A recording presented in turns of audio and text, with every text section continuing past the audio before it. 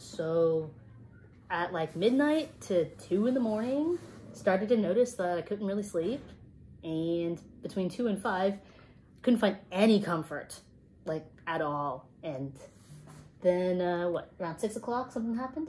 Yeah, that's when we're like, okay, these are kind of more painful contractions. Let's just head to the hospital and see what's going on. And then she was like, I was fighting it. No, they might turn us away. It's like, we're supposed to go to Disneyland this morning. I'm like, we can worry about Disneyland later. Let's just head to the hospital just in case. And then we were like, okay, fine, you know, let's go. And then that's when you got your dad to... I went over to my dad's door because he's staying over with us and said, it's time. He immediately sprung into action and basically had to kick him out of the house because he's been through this before. Well, more on that later. And so we just throw all the go bags and everything in the trunk and just run out. And then in the middle, right before she's about to go, she was like, hold on, I need to go. And we're like, oh, wait.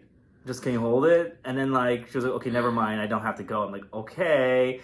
So she gets on the car seat and I'm driving and just speeding, by the way. Just for some reason there's just traffic on Pacific Coast Highway early Saturday morning. Why is it's not even 7 o'clock yet? Driving super slow in the morning Saturday. It didn't make any sense. Yeah, you were being such an LA driver on PCH. Honking, like, why are these white vans like surrounding, just driving slow? And then all of a sudden, we're right 5 minutes away from the hospital. You know what happens? I'm like, Michael?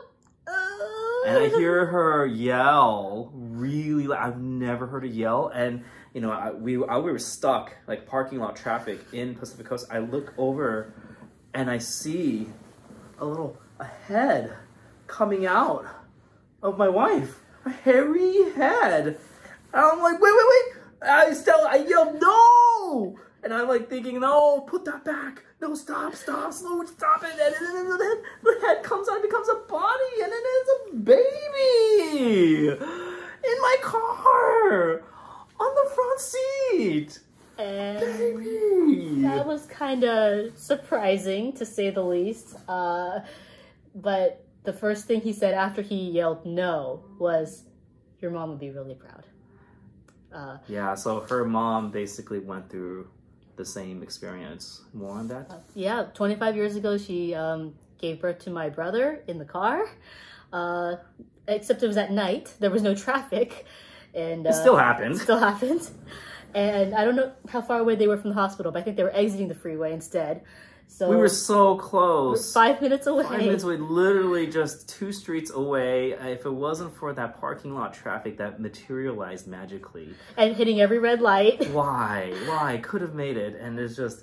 So by the time we actually rolled into the women's pavilion in the hospital, I rushed out to run through the valet into the lobby and was yelling, my wife just gave birth in my car, help, help! And then all the hospital workers just rushed out and they were like, oh, this is serious. And they're like, yeah, this is right in the front seat. I don't think I was making sense afterwards. You probably weren't very, probably not, but I did ask the attendants. I was wondering, hey, how often does this happen that, someone gives birth in the car like this? They said, not often.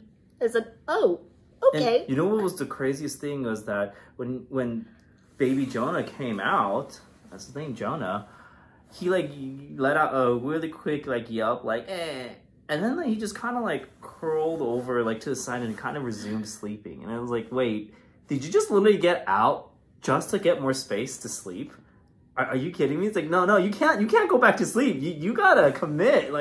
You made this happen. It seems that I have a tendency to bake really quickly because this one was a month early, just like his brother. Yeah, it's like an Instant Pot.